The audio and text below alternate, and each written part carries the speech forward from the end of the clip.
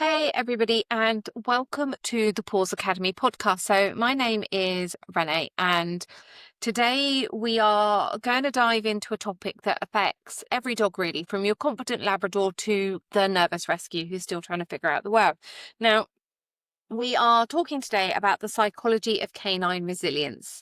So, what it is, what shapes it, why it matters, and more importantly, how you can support your dog in becoming more confident, secure, and adaptable. So, whether you're training the brand new puppy, you're working through behaviour challenges, or you just want to understand your dog a little bit better, then this episode is for you. So let's really touch on what is canine resiliency. So what is it we mean when we talk about resiliency in dogs? Because resiliency is really your dog's ability to recover. So not just from trauma, but from everyday stress. It's how well they bounce back after something throws them off. So this could be something as small as a loud noise, thunder, or as major as a change in their home or family dynamic. And a resilient dog, let's be honest here, isn't one who never gets stressed, because that's just not realistic in the world we live in. But a resilient dog is one who can cope with that level of stress, one that can sort of take that breath, recalibrate and move forward without spiraling into long-term anxiety or reactivity. And the good news here is resiliency isn't a fixed trait. So it is something that we can nurture and develop within our dogs. And that doesn't really matter where your dog's starting point is.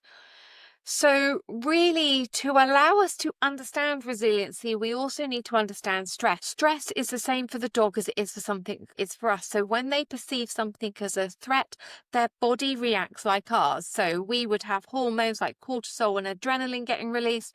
And that's the same thing for the dogs when their system prepares to go into fight, or freeze. Now, most of the time, this little bit of stress isn't the enemy. In fact, healthy stress can sort of help with learning. But when that stress becomes frequent, unpredictable, overwhelming, it really changes how our dogs behave, how they learn, and how they connect. So you may see this from your dog as, say, barking, hiding, lunging, chewing, snapping, things like that. Or it may even be more subtle. You may see that your dog starts to shut down during walks. They avoid any interaction with you or people, or they get clingy when you leave the room. It really doesn't matter what the stressor is, but it's also looking at how quickly can your dog recover afterwards, because that's recovery is what we would call the resiliency piece. So if we understand stress and we understand what resiliency is, let's look at, what actually shapes the dog's behavior. So what can build or weaken that resiliency in dogs? So the first one is life experiences. And the early months of a puppy's life are absolutely key. They're incredibly formative, and dogs are gently socialized during this period. So they are exposed to a range of sights, sounds, people, situations. They tend to be more resilient later on, but puppies that miss this window or have, say, a more negative experience, they can often develop a lower level and a lower tolerance for stress as they grow older. Secondly is consistency. You've got to remember here that dogs love predictability. So routines around what time they get fed, when they're walked, when they're trained, can help them feel secure. When things tend to be more chaotic or they change constantly, that can start to erode our dog's sense of safety. And the third one here is emotional safety. Now, this one's big because our dogs learn best in environments where they're not afraid to make mistakes. So when we train using positive reinforcement, we teach our dogs that the world is safe, that trying new things bring rewards, and we are somebody that they can trust. It helps shape the behavior. Now, flip that on its head. Punishment does exactly the same opposite. So if you're constantly telling your dog what not to do, you're shouting at them, they're never getting rewarded for something, it's going to do the exact opposite. It's going to create loads of uncertainty and hesitation in your dog. And the final one I really ought to say about is genetics and temperament, because some dogs are just more sensitive. Border collies, I have border collies that, you could probably put or mix them into that bracket of more sensitive breeds. So these types of breed traits, inherited behaviours, personality quirks, these all play a part. But even with those types of dogs, our training and our environment can help shape how these traits show up day to day for our dogs. So now we understand how shaping it, how do we build that resiliency? How do we actively build it into our dogs? So there's a number of things we can do here, but the first one is let's start by giving them choices. So let your dog make those small decisions. Which direction do they want to work in or walk in, whether they want to greet somebody, whether they want to hang back. Choice can build confidence. We can expose them to novelty in a controlled way. Now, when I say novelty, I mean like taking them to walk in new places, letting them walk on different surfaces, hear new sounds. But all the time here, keep this calm, keep it rewarding, and always keep it optional. Never force your dog into a situation that's going to cause a massive amount of anxiety for them. The other thing we can do is we can encourage problem solving. There are tons of things on the market now that there weren't 20 years ago. So like puzzle feeders, interactive games, shaping exercises. These actually teach our dogs how to think through challenges without giving up. It gives them confidence, and therefore it also gives them resiliency. One of the other things, and this is one that I don't think we often think about in this way when we're talking about resiliency and building confidence, but we also need to allow for rest and recovery. So sleep is huge for emotional balance. So make sure your dog has a quiet, safe space that they can sleep in, that they can sleep uninterrupted, that they have this downtime after stimulation. And finally, in this point, really avoid flooding. So if you haven't heard the term flooding before, it's basically when we just keep dumping our dogs into overwhelming situations in the hope they get used to it. So if you had a fear of spiders and we put you in a room full of spiders and thought you were just going to get over that, that would be flooding for humans. And it's sort of the same for dogs.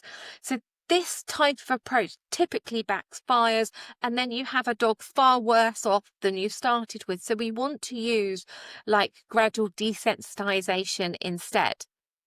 And through all of this, we need to be patient. So resiliency isn't about being perfect. It's about helping our dogs feel safe enough to try again. And we take stuff in baby steps. Even baby steps are step forwards. So what I also want to cover today, I think, is let me talk to you about Maisie. So Maisie was a spaniel mix. She came to us through rescue. She was probably one of the worst cases, let's be honest, I've ever seen. She was exceptionally shut down to the point they couldn't really get her outside the front door. She didn't want to go on walks. She avoided any eye contact. She flinched at every sound. Now, her new family that took her from rescue were amazing, and they were totally and utterly committed to her and giving her the support she needed, but they were exceptionally overwhelmed. So for Maisie, we didn't actually start this as one-to-ones. I didn't go to the house. They didn't come to me here. We started it virtually over Zoom. And then we did this purposely so that Maisie never had to leave her comfort zone and she didn't have a stranger coming into the house, because that was also really upsetting for her. So what did we do? Well, over a few weeks, we introduced structured routines. We did some decompression walks. We introduced a plan that had scent games, choice-based training, and her family could start doing this and come back to me if they had any questions as they went through. So progress for Maisie, let's be honest with you, it really wasn't instant, but over time, Maisie started offering these types of behaviours on her own. So she started sniffing, she made eye contact, and she started exploring a little bit further with curiosity instead of fear. So these are huge steps forward, and this is what resiliency is. It's not perfection, but it's the ability to take a step forward, pause, and then take another. So we sort of understand here what we need to do, and we can understand looking at Maisie how she was doing these building blocks. Now, Maisie's story or her journey isn't finished. We're still working together, but Maisie is a lot better now than she was at the beginning.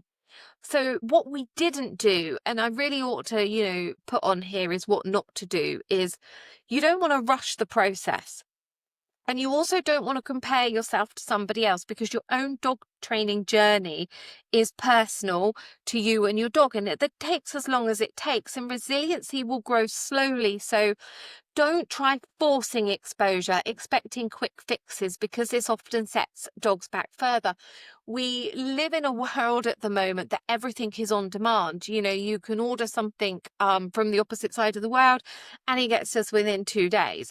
It's really not the same for dog training. There isn't such a thing that says I can fix your dog in 10 days. It really just doesn't work like that. The other thing really, if we can, is avoid inconsistency. So mixed signals, they can cause confusion, or in the worst case, anxiety. If different members of your household use different cues to mean different things, that will also confuse your dog.